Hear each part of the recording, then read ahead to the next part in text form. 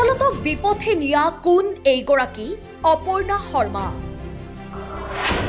আদালতক কিয় ভুয়া তথ্য দি জামিন ললে অপৰ্ণাই নিজকে কিয় এসিএস বিষয়া হিচাপে পৰিচয় দি ভাল পাই অপৰ্ণাই হয় আমি এইগৰাকী অপৰ্ণা শৰ্মাৰ কথাই কৈছো লোকসভা নিৰ্বাচনৰ সময়লৈ পশ্চিম নলবাৰী ৰাজচক্ৰৰ কাৰ্যালয়ৰ চক্ৰ বিষয়া হিচাপে আছিল অপৰ্ণা শৰ্মা কিন্তু নিজৰ দায়িত্বত গাফিলতি আৰু অবজ্ঞা কৰাৰ অভিযোগত চাকৰিৰ পৰা নিলম্বন হৈছিল বিষয়াগৰাকী অপৰ্ণা শৰ্মাই দায়িত্বত থকাৰ সময়তেই প্ৰকল্প সমতা শৈক্ষিক সমিতি নামৰ সংস্থাটো অহেতুক হস্তক্ষেপ কৰে আৰু পিছত আন এখন নতুন কমিটি প্ৰস্তুত কৰি প্ৰায় 85 লাখ টকা উলিয়াই খৰচ কৰাৰ গুৰুতৰ অভিযোগ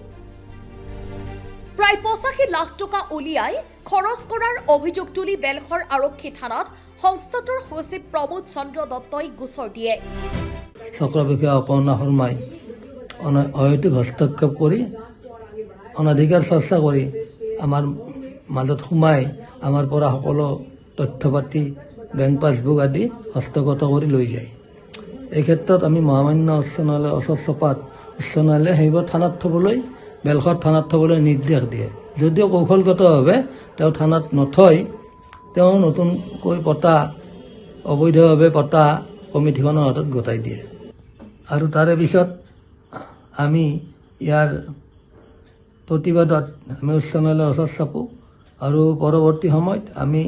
গভৰ্ণিং বডি আমাৰ চক্ৰ বিষয়া অপৰ্ণা শৰ্মা আৰু আমাৰ প্ৰিন্সিপাল ভাগৱতীৰ বিৰুদ্ধে বেলচৰ থানাত এফআইআৰ দাখিল কৰোঁ আৰু সেই মৰ্মে এটি গোচৰ আমাৰ নলবাৰী আদালতত চলি আছে তেওঁলোকে বিভিন্ন একাউণ্টলৈ ট্ৰেন্সফাৰ কৰি অৰ্থনৈতিক অপব্যৱহাৰ কৰি আমাৰ ফাণ্ডৰ পৰা সকলো ধৰণৰ লেনদেন কৰাৰ ব্যৱস্থা কৰে এই সময়ত আমাৰ প্ৰজেক্ট ক্ষমতাৰ ফাণ্ডৰ পৰা প্ৰায়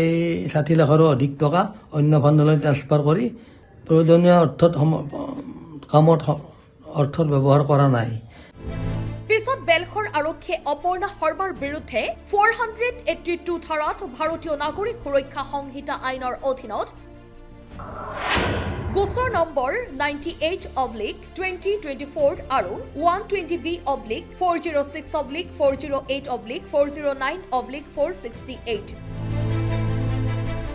জামিনবিহীন গোচৰ পঞ্জীয়ন কৰে আৰু ইয়াৰ পিছতে অপৰ্ণা শৰ্মাই অগ্ৰিম জামিনৰ বাবে গুৱাহাটী উচ্চ ন্যায়ালয়ৰ কাষ চাপে কিন্তু ইয়ালৈ ঠিকেই আছিল এই নিলম্বিত হৈ থকা অপৰ্ণা শৰ্মাই নিজকে এসিএস অফিচাৰ আৰু পশ্চিম নলবাৰী ৰাজচক্ৰ কাৰ্যালয়ত কাম কৰি থকা বুলি আদালতত তথ্য দাখিল কৰে আদালতে বিষয়াগৰাকীক জামিন মঞ্জুৰ কৰে এতিয়া আসল কথা হৈছে যে এইগৰাকী অপৰ্ণা শৰ্মা এসিএস অফিচাৰ নহয় তেওঁ পশ্চিম নলবাৰী ৰাজচক্ৰ কাৰ্যালয়ত বৰ্তমান কাম কৰি থকা নাই তেওঁ এতিয়াও নিলম্বিত হৈ আছে অপৰ্ণা শৰ্মা এগৰাকী ALRS বিষয়াহে তেওঁ কিয় আদালতত মিছা তথ্য দাখিল কৰিলে নিলম্বিত হৈ থকাৰ পিছতো কিয় কাম কৰি থকা বুলি আদালতক বিপথে পৰিচালিত কৰিলে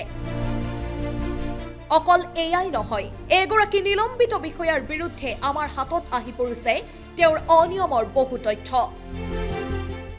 চক্ৰ বিষয়াগৰাকীয়ে নলবাৰী আদালতৰ পৰা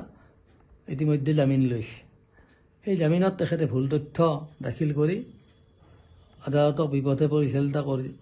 পৰিচালিত কৰিছে কিয়নো তেওঁ নিজকে এসিএস বিষয়া বুলি তথ্য দাখিল কৰিছে যদিও তেওঁ আচলতে এসিএস বিষয়া নহয় তেওঁ অসম চৰকাৰৰ ৰাজহ বিভাগৰ বিষয়াহে কিন্তু মহামান্য আদালতৰ ওচৰত নিজকে এসিএস বিষয়া বুলি তথ্য দাখিল কৰি ইয়াৰ উপৰি তেওঁ নিজকে পশ্চিম নলবাৰী চক্ৰৰ ৰাজহ চক্ৰ বিষয়া বুলি যদিও কৈছে সেই সময়ত তেওঁ আচলতে নিলম্বিত হৈ আছিল গতিকে নিলম্বিত চক্ৰ বিষয়াগৰাকীয়ে নিজকে পশ্চিম নলবাৰী ৰাজহ চক্ৰ বিষয়া বুলি আদালতত ভুৱা তথ্য দাখিল কৰিছে পৰৱৰ্তী প্ৰতিবেদনত আমি সবিস্তাৰে প্ৰকাশ কৰিম চাই থাকিব ৰিপৰ্টাৰ এনি গুৱাহাটী।